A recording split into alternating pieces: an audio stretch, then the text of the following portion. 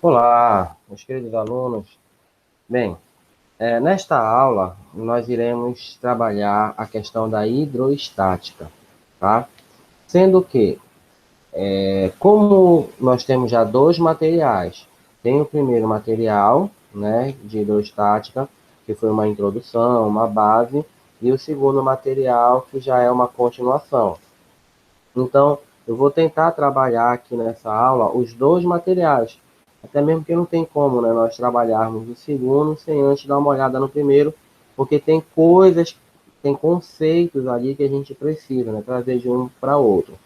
Só para esclarecer algumas coisas, tá? Como eu já postei lá nos grupos, a SEDUC, ela dividiu a primeira avaliação em 4 períodos. O primeiro período já passou, foi no começo de fevereiro, tá? O segundo período é o que nós estamos agora, vai até o dia 19 de março. Terá o terceiro período e o quarto período. Cada período tem uma pontuação de 2,5 pontos, tá? E aí, como são 4 períodos, cada um com 2,5 pontos, no total vai somar os 10 pontos da primeira avaliação, e isso tudo até o final de abril, né? Depois disso, nós não sabemos ainda se o Estado deverá retornar com as aulas presenciais ou se nós vamos continuar com o atendimento à distância. Bem, em cada período desse, eu vou produzir um material, né, semelhante com esses que eu já entreguei para vocês. Então, ainda vai ter mais um trabalho do terceiro período, material do quarto período, e além desse material, terão a videoaula, tá? Nesse mesmo formato, que os alunos poderão acessar, podem, no momento da videoaula, tirar suas dúvidas, perguntar, né, e esclarecer tudo que tem para fazer. Quem não puder participar, não tem problema, as aulas todas serão gravadas e eu irei postar depois no YouTube para que vocês possam ter acesso a essa aula, tá? Mas ela ajuda bastante para tirar aquelas dúvidas, tá ok? Bem, sem mais, né, enrolação, vamos dizer assim, vamos passar aqui para o material. Então, nós estamos trabalhando a hidroestática, tá? Ela é a parte da física que estuda o comportamento dos fluidos. Olha, o que são fluidos, gente? É todo líquido e gás, tá? Então, os fluidos são os líquidos e os gases, tá ok? Como é hidroestática, olha só, né? Estático quer dizer que é parados, tá? Então, nós vamos estudar os líquidos e os gases quando eles estiverem parados, tá? Olha, o primeiro conceito, assim, básico que nós temos que trabalhar é a questão da densidade, tá? A densidade, gente, ela é muito importante dentro da hidroestática. É a base de tudo, tá? Então, o que seria a densidade? O conceito físico é esse aqui, olha. A densidade determina a concentração de matéria em um determinado volume, né? Só que nem sempre o aluno entende isso daí. Então, tentando explicar melhor, a densidade é a quantidade de matéria, isso aí realmente não tem como mudar, em um determinado tamanho, tá? Volume, gente, ele é o tamanho do objeto, tá? Então, assim, algumas pessoas confundem peso e densidade. Peso, gente, é a força com que a Terra puxa os corpos para ela, tá? Todos nós temos o nosso peso, todos os objetos têm o seu peso. Por quê? A Terra puxa todos nós para ela, né? Tudo que você joga para cima, uma hora vai ter que voltar, a não ser que você tenha muita força, mas muita força mesmo, para conseguir jogar ela tão longe que a Terra não consegue puxar de volta, né? Mas o normal, né, é todo mundo jogar as coisas e a coisa voltar de novo para a Terra, porque a Terra está puxando. Isso é o peso. A densidade é a relação do, vamos dizer assim, não é bem isso, tá? porque peso é uma coisa e massa é outra. Mas é a relação do seu peso com o seu volume, com o seu tamanho, tá? E aí, olha só as observações aqui, ó. Em relação à densidade do corpo e do fluido, né, da água, do líquido e do gás, nós temos que, se a densidade do corpo for menor que a densidade do fluido, o corpo flutuará na superfície do fluido, tá? Então, entendam. Vamos ler aqui para poder continuar. Se a densidade do corpo for equivalente à densidade do fluido, o corpo ficará em equilíbrio com o fluido. E se a densidade do corpo for maior que a densidade do fluido, o corpo afundará. Então, gente, aquela velha história, né? A gente pergunta assim, olha, por que que um pedaço de isopor flutua na água?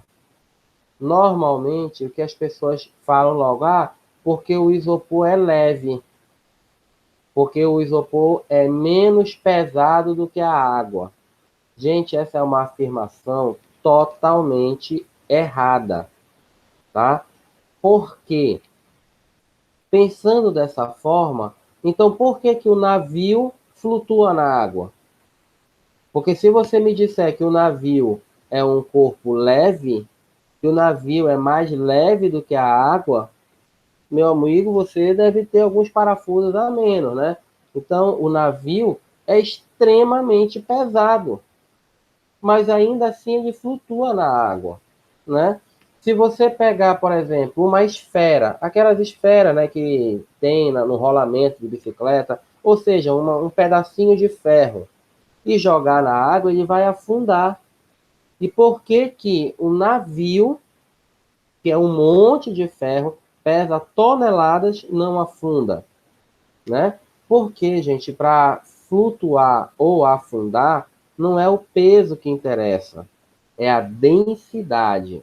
E aí, como eu expliquei para vocês ainda há pouco, a densidade relaciona o seu peso com o seu tamanho, tá?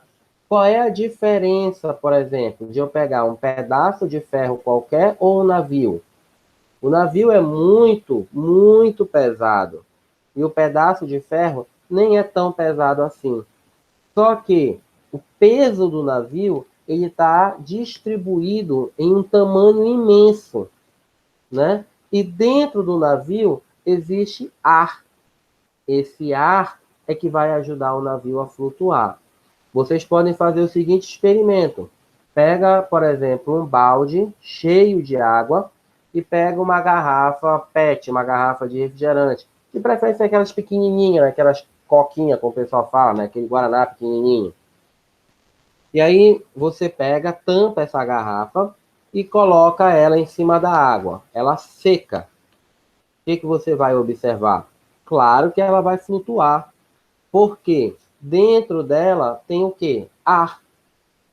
Você vai e enche essa garrafa até a metade de água. Bota de novo tampada em cima da água. O que que vai acontecer? Ela vai afundar até a metade. Porque a metade que está com água vai para debaixo da água. A outra metade que está com ar fica em cima. E se você encher totalmente a garrafa, você vai perceber que vai ficar praticamente a tampa assim, rente com a água, mas toda a garrafa é embaixo, porque você expulsou todo o ar de dentro. Então, de maneira semelhante ao navio, apesar de ele ser muito pesado, ele tem um formato, né? O tamanho dele é muito grande e tem ar dentro. E isso faz com que ele flutue. Então, a partir de agora, quando a pessoa perguntar para você, olha, por que que o isopor flutua na água? É porque o isopor é menos denso.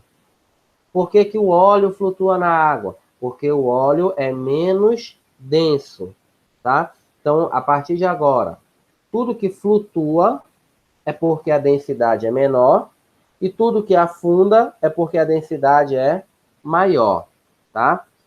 A fórmula para nós calcularmos a densidade é essa aqui, ó. Densidade é igual a massa sobre o volume, tá? Então, assim, não tem nenhum mistério, é bem simples. É só você pegar, por exemplo, olha, um corpo que tem 80 quilogramas, tá? Isso é a massa. Você vai botar aqui no lugar do M, tá? O 80. E o volume, ele tem 3 litros. Então, isso é o volume, tá? Você vai jogar aqui no lugar do V e vai dividir 80 por 3. Só tem que ter cuidado com as unidades, tá?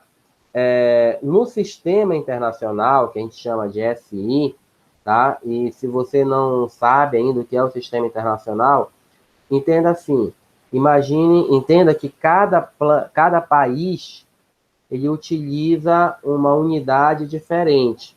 Da mesma forma, por exemplo, os países não falam línguas diferentes, nós falamos o português, os Estados Unidos falam o inglês, na Espanha o espanhol, né? Na França tem o francês, então tem vários idiomas diferentes. A mesma coisa, nós aqui, por exemplo, utilizamos grama, quilograma, mas nos Estados Unidos se utiliza libras, pounds, que são coisas diferentes. Não é só, porque tá, é a mesma coisa, mas no inglês se fala diferente. Não. Lá nos Estados Unidos existe o quilograma, existe a grama, só que eles não usam. A mesma coisa, aqui é litros, lá é gallons, que é galão, tá? Não é um nome diferente, realmente são coisas diferentes. Aqui a gente usa o metros, lá eles usam mais a milhas, né? Existe lá o metro? Existe, mas é pouco utilizado. E aí a comunidade científica se juntou, né, para que todo mundo fale a mesma língua, vamos dizer assim. Hoje a gente não diz que o inglês é o idioma universal, né, aquilo que todos têm que aprender. Pois é, nós temos o SI, o Sistema Internacional, que são as unidades que todo mundo tem que aprender, tá? Então, no SI é grama por centímetro cúbico, mas ela também pode ser expressa em quilograma por metro cúbico ou em grama por mililitro, tá? Aí entenda o seguinte, olha, a massa é em quilogramas, o volume é em metro cúbico, tá? Então, esse aqui é o padrão, tá ok? Quilograma por metro cúbico do Sistema Internacional. Aí, olha a dica. 1 litro é a mesma coisa que 1 decímetro cúbico. 1 ml, que é 1 mililitro, é a mesma coisa que 1 centímetro cúbico, tá? A água tem a densidade de 1 quilograma por litro. Então, se você pegar 1 litro de água, tá? Pegou 1 litro de água e botar numa balança, ela vai ter que dar exatamente 1 quilo. Então, cada quilo de água, ela cabe exatamente em 1 litro, tá? E vice-versa, 1 litro é igual a 1 quilo. Então, como eu falei para vocês, olha, 1 litro não é igual a 1 decímetro cúbico, bem aqui, ó, tá? Então, bem aqui, olha, 1 quilograma por litro ou 1 quilograma por decímetro cúbico ou 1 grama por centímetro cúbico, tá? Então, pela mesma lógica, tá, gente? Uma ml, olha bem aqui, olha, ml é igual a centímetro cúbico. Bem aqui, ó, tem centímetro cúbico. Então, 1 ml corresponde a 1 grama de água, tá? Olha só, continuando. O volume submerso de um corpo pode ser calculado pela seguinte equação. O volume submerso, tá? O VS, é igual a dC. O que é dC? É a densidade do corpo. Dividido por dL. dL é a densidade do líquido. E tudo isso multiplicado por 100, tá? Por que a gente multiplica por 100? Para que o resultado, tá? O resultado seja em porcentagem, tá? Então, só para você entender, por exemplo, Já ouviu falar, né, naquela história, aquele ditado? Isso é apenas a ponta do iceberg. O que esse ditado quer dizer? Que aquele problema, vamos dizer assim, que foi apresentado para a pessoa, é apenas o começo, é só a ponta do iceberg. Por quê, gente? Olha, um iceberg, a parte que fica para cima da água, a parte que é visível, que está em cima da água, é só mais ou menos 10% do iceberg. O que está para baixo da água é muito maior. Como é que você pode ver isso? É só botar, por exemplo, pega um copo, de preferência um copo de vidro transparente, para que você veja melhor, e bota uma pedra de gelo dentro da água, tá? Então enche o copo com água, bota uma pedra de gelo. E você vai olhar que a grande maioria do gelo está para baixo da água, tá? E aí, o que acontece? Porque a densidade do gelo é mais ou menos 0,9. Aí você vai botar aqui em cima a densidade do corpo, a densidade do gelo, 0,9. Embaixo, a densidade do líquido, não é água?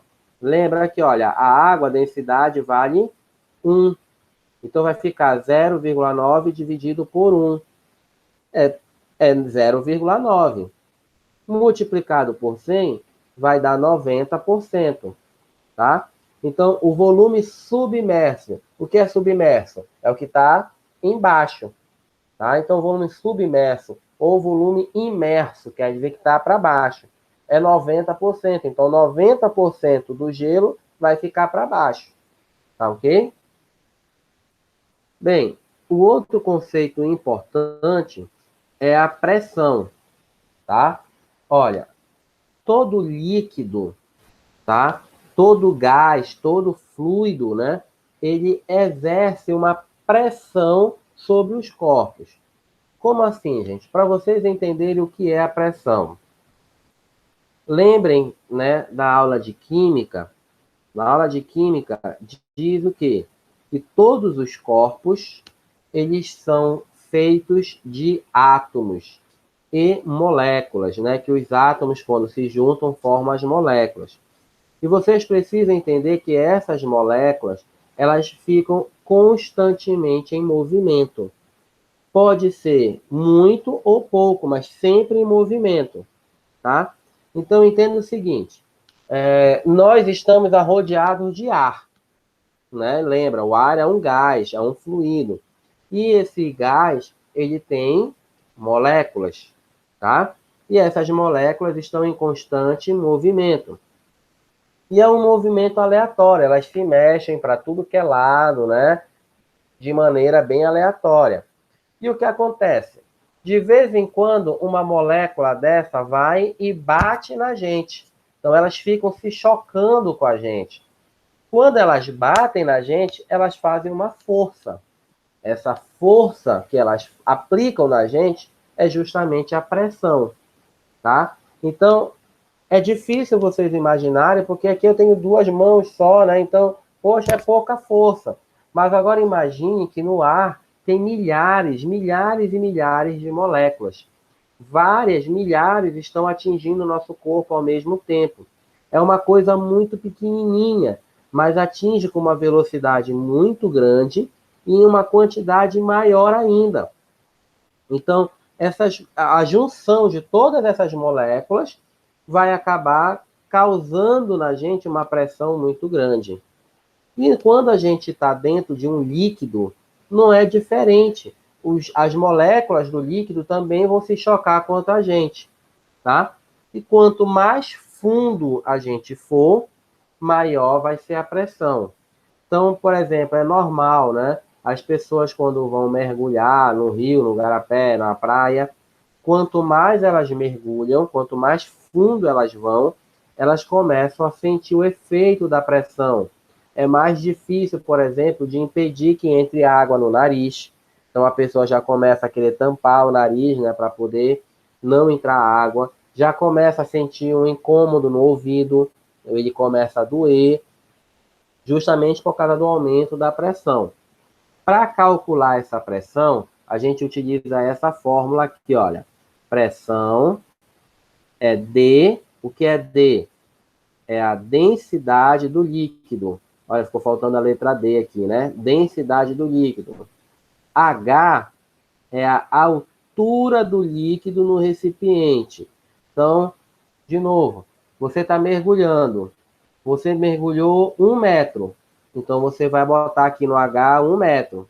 Não, eu mergulhei 3 metros. Então, no H vai ser 3 metros. E o G é a aceleração da gravidade. Gente, esse G, 99,9% dos casos, ele vale 10, tá? 10 metros por segundo ao quadrado. É um valor quase que constante. Em algumas questões, é colocado para utilizar 9,9, 9,98, mas geralmente vem na questão e normalmente se utiliza o 10, tá? Então, olha só. De novo, a questão do sistema internacional, né?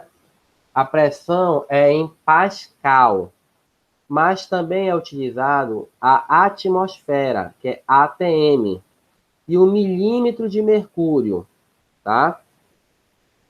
Vamos entender o seguinte.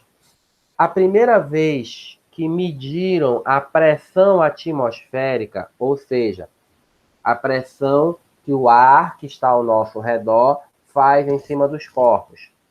A primeira vez que fizeram isso, utilizaram mercúrio, tá? Para quem não sabe, mercúrio é um único metal líquido, tá? É um produto, é aquele líquido que tem dentro do termômetro normal, sem ser o digital, aquele termômetro que a pessoa tem que balançar, aí bota embaixo do braço, aí ele vai subindo um negocinho prateado lá dentro. Aquilo ali é mercúrio, tá? Então, foi feita uma experiência, tá? Que é baseado na teoria dos vasos comunicantes, que nós vamos ver a seguir. E aí o mercúrio ficou com 760 milímetros de altura, tá? Por isso que a gente diz que a pressão atmosférica, está bem aqui embaixo, olha, é 760 milímetros de mercúrio. Depois, com o passar do tempo, começaram a dizer, olha, é 1 atm, ou seja, uma atmosfera, tá? Então, a pressão atmosférica é tanto. É 1 atm, ou seja, uma atmosfera. Ou, no sistema internacional, 10 a quinta Pascal, tá? Então, entendam que inicialmente media-se a pressão do ar em milímetros de mercúrio, depois começamos a utilizar em atmosfera e em Pascal, tá? Olha, uma dica aí, né, uma curiosidade.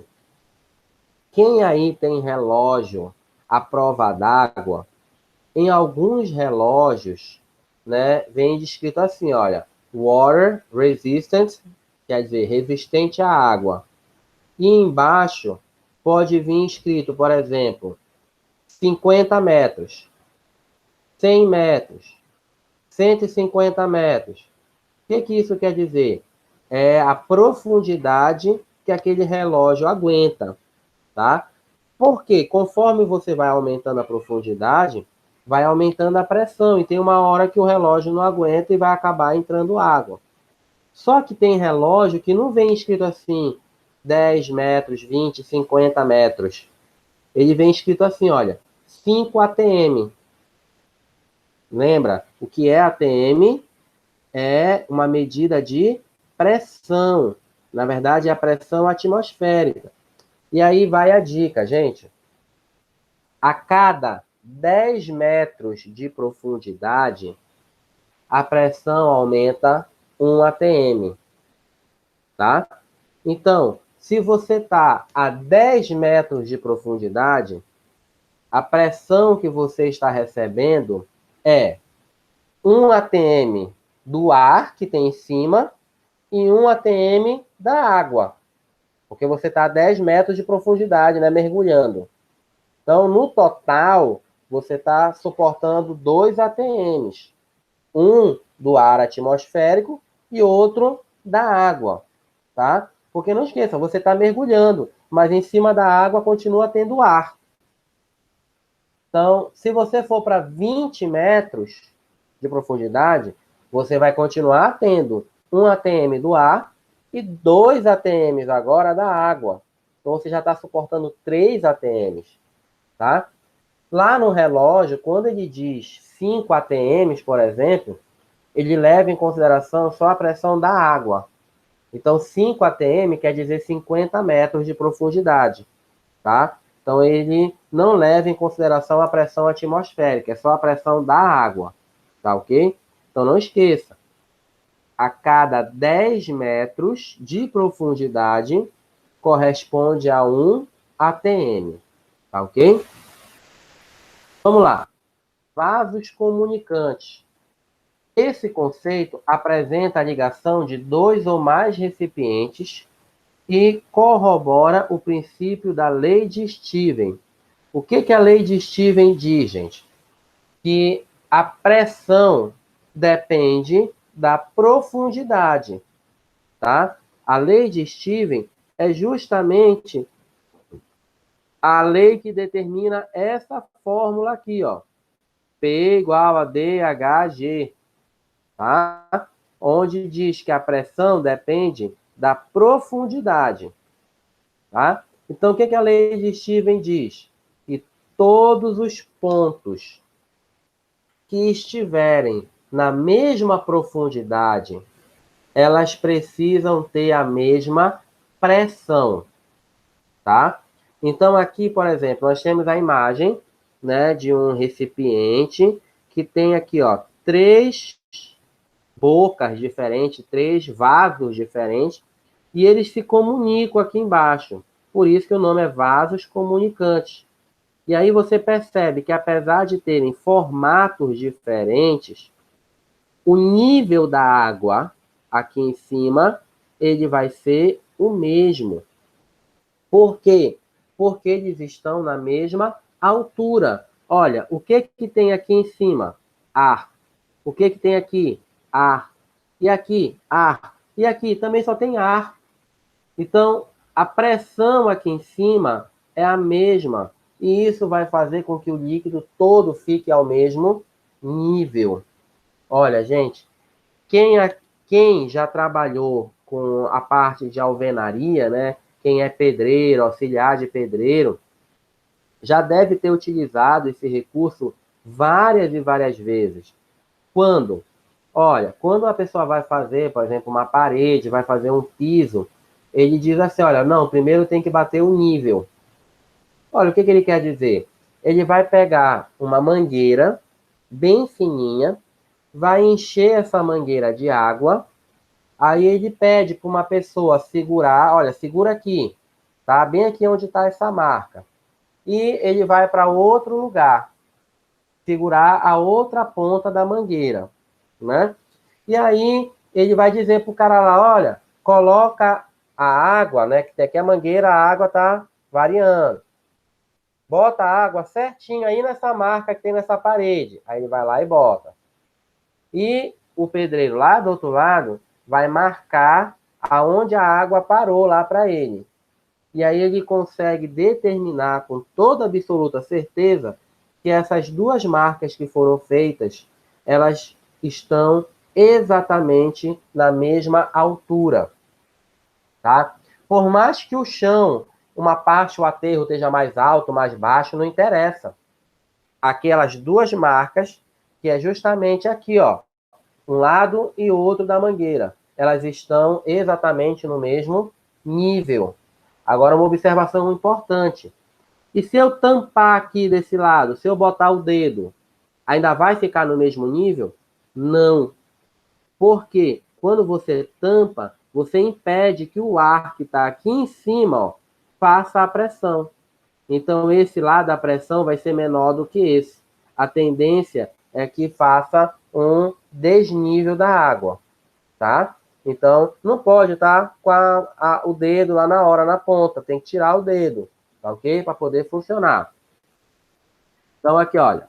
Não importa o formato, a pressão é a mesma e o nível da água é o mesmo o tempo inteiro. Então, esse foi o nosso primeiro material. Tem aqui algumas questões, né, que vocês resolveram lá para a primeira atividade. Felizmente, não vai dar tempo de eu resolver, porque já são 10h30, ainda tem o material agora do segundo período que nós vamos estudar, tá? Então, vamos lá para o segundo período. Olha a observação aqui, olha. O segundo período, dia 1º de março até 19 de março, tá ok? Vamos lá. Hidrostática, continuação. Primeiro item logo, empuxo, tá? Que é o chamado princípio de Arquimedes, tá? Então, o que o empuxo diz? Eu vou contar para vocês a história de como é que o Arquimedes chegou à conclusão do empuxo aí, como foi que ele teve a ideia, né? Diz a lenda, que a gente não tem certeza, né, se é verdade ou não, e todos os detalhes, que um rei encomendou para um artesão para que ele fizesse uma coroa, né?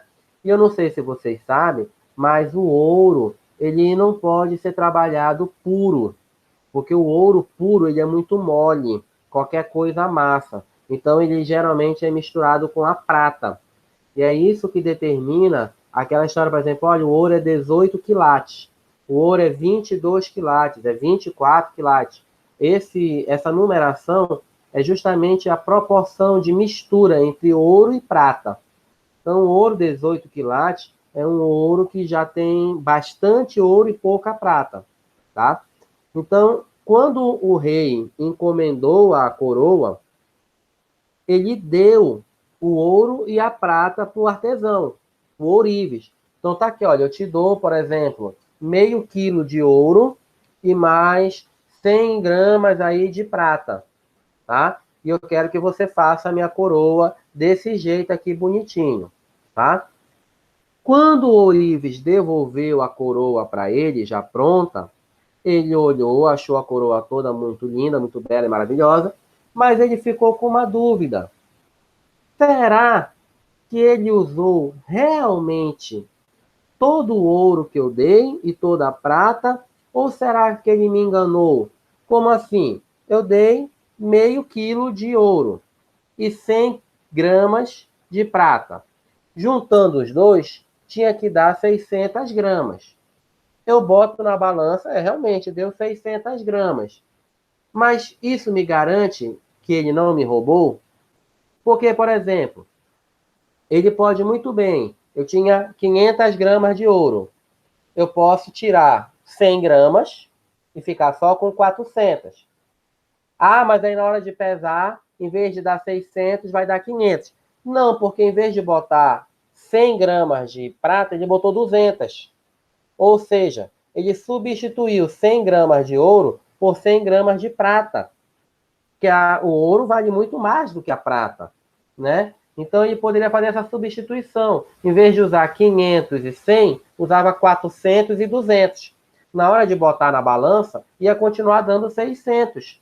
Mas aí o cara ficou com 100 gramas de ouro e deu prata no lugar que vale muito menos. E aí o rei chamou Arquimedes, que era o grande físico da cidade, o grande mestre, vamos dizer assim, da cidade. E aí explicou a situação para ele e deu para o Arquimedes, né, esse problema. Olha, vai lá, mano, e resolve isso, eu quero saber se o cara me enganou ou não. E depois de vários dias, o Arquimedes, né, pensando no problema, sendo que, né, tinha um detalhe, né? O rei gostou muito da coroa e disse para Arquimedes, olha, eu não posso derreter, porque se eu derreter a coroa, eu vou ver, o ouro e a prata vão se separar. Mas eu não quero derreter porque eu gostei muito da coroa. E se de repente ele não tiver me enganado, pô, eu vou perder todo o trabalho, né? Então, eu não quero derreter. E aí, depois de vários dias, Arquimedes tentando, não conseguia chegar numa solução, né? Ele, em um certo momento, já cansado, exausto, decidiu tomar um banho na sua banheira. E aí, quando ele mergulhou na banheira, quando ele entrou na água, ele percebeu que o nível da água subiu. Olha, isso daí é uma coisa muito lógica. Se você mergulha uma coisa na água, a água vai levantar, né? Se tiver o balde tiver totalmente cheio, quando você mergulha, uma parte dessa água vai derramar, vai transbordar. É algo normal do nosso dia a dia. Mas na época de Arquimedes, ninguém tinha prestado atenção nisso e ninguém deu importância nisso. E ele, a partir daí, quando ele entrou na água, que ele percebeu, né, e ele teve a ideia. Conta a lenda que ele ficou tão alegre que ele saiu na rua, totalmente nu, gritando: Eureka, Eureka, Eureka! Que quer dizer descobrir. Então, a partir daí, ele teve a ideia, né, de desenvolver um método, uma fórmula, para conseguir calcular o que o rei pedia, né, sem precisar derreter a coroa, através desse princípio. O que que diz o princípio de Arquimedes? O que que diz o empuxo? Que sempre que você coloca um objeto, né, que você mergulha esse objeto dentro de um líquido, duas coisas vão acontecer. Primeiro, esse corpo ele vai começar a sofrer a influência de uma força. Essa força sempre vai empurrar o corpo para cima de uma maneira perpendicular à superfície do líquido. Gente, tome muito cuidado, tá? Normalmente, as pessoas falam que vai empurrar o corpo para cima. Não é para cima, é perpendicular à superfície do líquido. O que acontece aqui, geralmente, o líquido, por exemplo, vou pegar aqui meu celular, ele fica reto. E aí, quando você diz que vai ser perpendicular, lembra, perpendicular é 90 graus. Ou seja, ele vai ficar assim retinho para cima. Mas e se o líquido estiver inclinado? A força não vai ficar para cima. A força vai se inclinar junto com a superfície do líquido. Então a força é aqui, é o meu dedo, ó, tá? Então se o líquido está reto, ele vai ficar reto. Mas se o líquido inclinar para um lado e para o outro, também vai se inclinar para um lado e para o outro, tá ok? Então, o certo dizer é que a força do empuxo é sempre perpendicular, ou seja, sempre aqui, ó, retinha, em relação à superfície do líquido, tá ok? E geralmente vai ser para cima, mas não é regra para cima. A regra é perpendicular, tá ok? Então, sempre que você mergulha um corpo em um líquido, surge essa força, né, que nós chamamos de empuxo. Essa força, gente, é quem vai explicar, por exemplo, quando você tenta carregar uma pessoa dentro d'água. Ela não parece estar mais leve, né? Olha, ela não emagreceu. Só porque entrou na água quer dizer que ela emagrece? Não. Ela continua com o mesmo peso. O que acontece agora é que tem essa força que a água aplica na pessoa, empurrando ela para cima, tá? E aí você vai ter uma ajuda, né? Na hora de carregar a pessoa, você vai ter a ajuda da água, tá ok? E a outra coisa que acontece é que uma parte do líquido vai subir, né?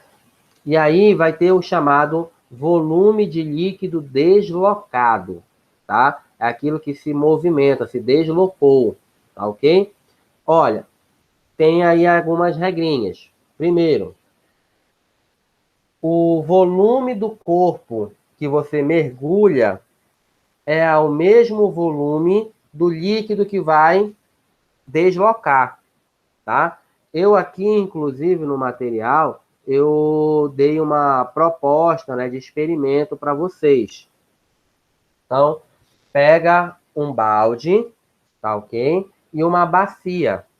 Aí você vai botar o balde dentro da bacia e vai encher esse balde totalmente de água, até a boca, tá ok? Então, bota a bacia, bota o balde dentro da bacia e enche a bacia com água até a boca, tá? Bem no limite mesmo. Pega uma garrafa PET, tá ok? Afunda essa garrafa dentro dessa água. Não precisa afundar ela toda, pode afundar até a metade. Então, assim, você pode, por exemplo, imagina que isso aqui é a garrafa. Tu faz um risco na garrafa, tá?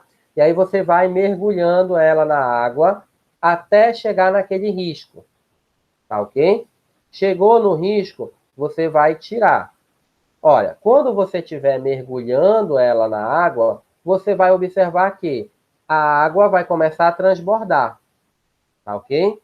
Então você vai mergulhar até aquela linha, mergulhou, tira. Aí você vai tirar o balde de dentro da bacia, vai pegar essa água que transbordou, que agora está lá na bacia, e vai colocar dentro da garrafa. O que você vai observar? Que a água que você colocou agora dentro da garrafa, ela vai chegar bem próximo daquela linha que você marcou. Gente, não vai ficar certinho? Não. Por quê? Porque tem o próprio material da garrafa. Quando você mergulha a garrafa, você está expulsando água. O que é que vai expulsar? Aquilo que tem o tamanho da garrafa. Só que tem o próprio plástico. E ele vai roubar um pouco aí na hora de fazer o teu cálculo, na hora de fazer a experiência. Então, a tendência, gente, é que a água, na hora que você botar dentro da garrafa, ela passe um pouco da linha, tá? Mas bem pouco, tá ok? Se você usar, por exemplo, um copo de vidro, né? Você vai perceber que já vai passar até um pouco mais, porque o copo é mais grosso do que o plástico, o vidro é mais grosso do que o plástico, tá? Então, tem essa primeira experiência aí, né? Que o que você mergulhar, o tamanho do objeto que você mergulhar é o mesmo do que vai transbordar, tá? A outra regra é que, tá? Se você pegar essa água que transbordou, tá? Você botou dentro da garrafa lá. Se você tiver uma balança e medir o peso dessa água, tá? Ela vai ser igual à força do empuxo, ou seja, a força que está empurrando a garrafa para cima, tá? Então, o empuxo é igual ao peso da água que foi deslocada, da água que transbordou, tá ok? A fórmula do empuxo é essa daqui, ó. É igual a dGV, aonde o D é a densidade do líquido, G, a aceleração da gravidade. Lembra que nós já vimos isso aí no material passado, tá? Geralmente vale 10. E o volume, tá aqui, ó, é o volume submerso, é o volume afundado do corpo. Quanto mais você afunda, maior é o empuxo, tá? E aí tem as observações que eu falei para vocês, o exemplo que eu falei, né, para pegar a garrafa de 1 litro, mergulhar na água. Então, professor, mas o meu balde é pequeno. Então, usa uma garrafa de 500, de 600, de 200 ml, tanto faz, tá? Não precisa ser de 1 litro, não, tá bom? E aqui, olha, você tem, quando o peso é menor do que o empuxo, o corpo vai flutuar, tá? Porque o empuxo está empurrando ela para cima, ela flutua. Quando o peso é igual ao empuxo, tem um equilíbrio. Ou seja, tu vai botar ele na água, ele vai ficar lá parado. Ele não vai nem afundar e nem flutuar. Então tu pega, bota ele lá no meio, ele vai ficar parado lá, tá? Quando o peso é maior do que o empuxo, o corpo afunda, tá? Então você pega um objeto, bota ele dentro d'água. Se ele subir, é porque o empuxo é maior. Se você botar e ele ficar parado, é porque os dois são iguais, o peso e o empuxo. Se ele afundar, é porque o peso é maior. tá? Próximo, princípio de Pascal. Olha, o princípio de Pascal, ele diz o seguinte, que quando você aumenta a pressão em um ponto do líquido, esse aumento de pressão, ele vai ter que ser distribuído para todo o líquido, tá? Então, quando você aumenta a pressão de um lado, a pressão vai aumentar no líquido de uma maneira geral, por igual, tá? Olha, a principal aplicação desse princípio de Pascal, ele está relacionado com essa fórmula aqui, ó. Pressão é igual a força sobre a área, tá? Então, essa fórmula aqui de pressão, ela não é a fórmula da hidrostática, que nós vimos na aula anterior, né? No material anterior. É a pressão realmente normal de todo o corpo que faz uma força. E aí, no material, eu dei a seguinte ideia. Pega uma caneta, tá? E aí, pressiona o bico contra a sua mão. Você vai sentir um pouquinho de dor, tá? Se você inverter e usar a parte de trás da caneta, você já quase não vai sentir dor. Você pode até fazer uma força maior. Mesmo assim, a dor não vai ser a mesma do que você usar o bico. Por quê? Porque a pressão depende da força, mas também depende da área. Olha que o A é de área. E o que é essa área? É justamente aqui, olha. A caneta tem uma ponta fina e atrás a ponta é grossa. Enquanto mais fino, maior é a pressão, tá? Então, por exemplo, uma dica aí, ó. Vocês já observaram que os carros, né, tem aquele Jeep, né, o quadriciclo, ou seja, aqueles carros que são feitos para andar em lugares em que geralmente o carro atola, na lama ou então na areia, né? Então, você quer fazer um passeio, por exemplo, em umas dunas, naquelas areias fofas, geralmente vai utilizar um Jeep ou um quadriciclo. Por quê? Porque a roda é mais larga. Como a roda é mais larga, ela afunda menos na areia, tá? Quando a roda é fina, ela afunda na areia. Olha, se você pegar, por exemplo, da moto, pneu de uma bis, de uma pop, é bem fininho. Então, quando ele entra na areia, ele afunda muito, ele derrapa muito. Por quê? Porque ele entra na areia, justamente porque ele é mais fino. Quando você pega uma Bros, por exemplo, o pneu é mais largo. E aí ele não entra tanto na areia e isso dá mais estabilidade, tá? Então, olha só, aonde é que nós vamos utilizar esse princípio de Pascal? Tá bem aqui, olha. Nós temos um vaso comunicante, tá ok? Lembra, no vaso comunicante, a pressão de um lado tem que ser igual à pressão do outro. Só que de um lado, ele é fino e do outro lado, ele é bem grosso. E aí o que acontece? Se eu fizer uma força nesse lado fino, essa força ela vai ter que ser passada para cá, para o outro lado. Você vai empurrar desse lado, você vai abaixar desse lado e ele vai levantar do outro, né? Só que, para nós, o que tem que ser mantido? Não é a força. O que tem que manter é a pressão. Aí, olha só. A pressão do lado fino tem que ser igual à pressão do lado grosso.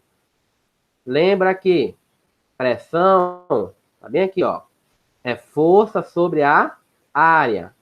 Então, a pressão no lado fino vai ser a força que você vai fazer no lado fino, dividido pela área que você vai fazer no lado fino, tá? A pressão no lado grosso é a força do lado grosso e a área do lado grosso. Olha, se eu fizer uma força de 10 newtons desse lado, vai ficar aqui, ó, no lugar da força, 10. E qual era a área? A área mais fina é 5. Então, fica 10 sobre 5. Do outro lado, qual é a força? Não sei, eu estou tentando descobrir. E qual é a área? A área é 10. Fazendo a multiplicação cruzada, vocês vão ter aqui, ó, 10 vezes 10 dividido por 5. O valor vai ser 20, porque 10 vezes 10 dá 100. 100 dividido por 5 vai ser 20. Então, observe aqui, olha, qual é a conclusão? Eu vou fazer uma força de 10 nesse lado fino para abaixar esse lado. E quando chegar lá do outro lado, essa força que era de 10, ela vai se transformar numa força de 20, tá? Então, esse princípio de Pascal, ele é muito utilizado, por exemplo, no elevador hidráulico, tá? Ou na prensa hidráulica. Como assim? Olha, vocês já viram aqueles elevadores de moto, né? Ou então elevador de carro, que a pessoa, aqui é o elevador, aí bota a moto em cima e o mecânico vai e pisa no negócio do lado, ou então aperta um botãozinho lá, que é o compressor de ar, e ele levanta a moto ou o carro todinho, tá? O que acontece? É isso daqui que tem lá dentro. A força que o mecânico vai fazer com o pé, ou então a força que o compressor de ar faz, é numa área bem pequena. E a moto é colocada aqui em cima. Então, uma força pequena consegue levantar um objeto grande, pesado, tá? A mesma coisa, por exemplo, acontece no freio do carro. Quando a pessoa aperta o freio do carro, entendo que lá dentro existe um fluido, existe tipo um óleo, tá? E lá onde ele aperta, a mangueira é bem fininha. Aí, essa mangueira, quando chega lá no carro, na roda do carro, ela vai abrir para uma área maior. Então, uma força pequena que você faz ali com o seu pé, ela se transforma numa força muito maior para poder prender a roda do carro, tá? Mas isso tudo por causa do princípio de Pascal, porque é um vaso comunicante, é um lado mais fino do que o outro, e a força que você fizer no lado fino, ela vai se amplificar para o lado grosso.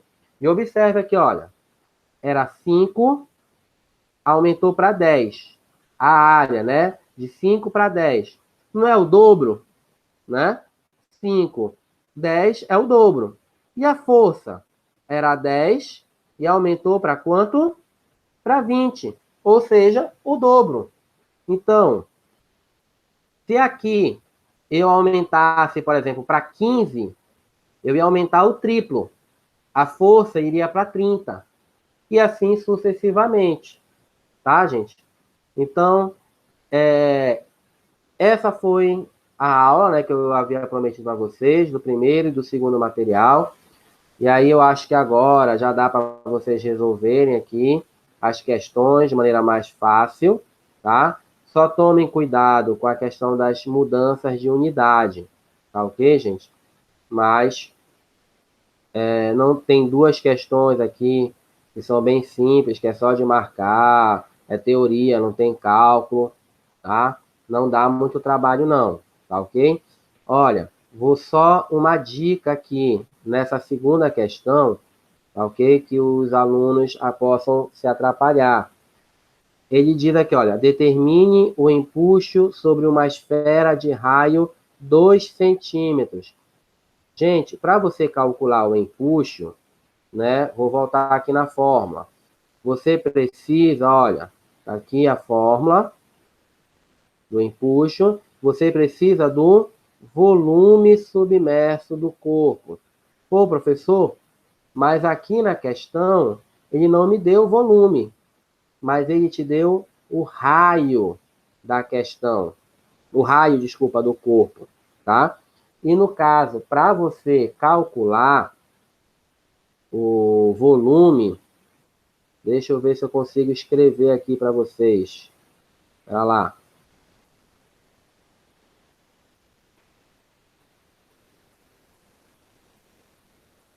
Espera aí, rapidinho.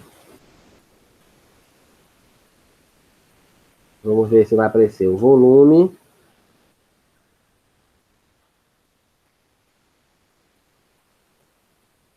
Ó, volume é igual. Eu vou colocar aqui um R minúsculo, mas não é R, tá? É o π, tá?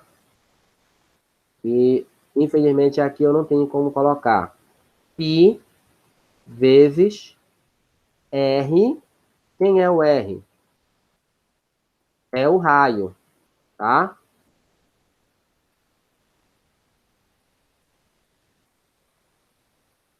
É πr ao cubo. Tá, gente, aqui tá meio difícil. Eu vou fazer o seguinte, tá? Eu vou colocar uma observação no vídeo, tá ok? Para vocês, tá? Sobre o volume da esfera, tá ok? Porque aqui tá meio difícil de escrever, eu acho que vai acabar confundindo mais ainda. Mas é isso, tá, gente? Então, essa foi nossa aula de hoje. Lembrando que vai ter outra aula quando tiver o outro material, tá ok? Muito obrigado a todos. Espero que eu tenha tirado todas as dúvidas. Qualquer coisa, me procure lá no Zap pelo privado, tá? Abraço.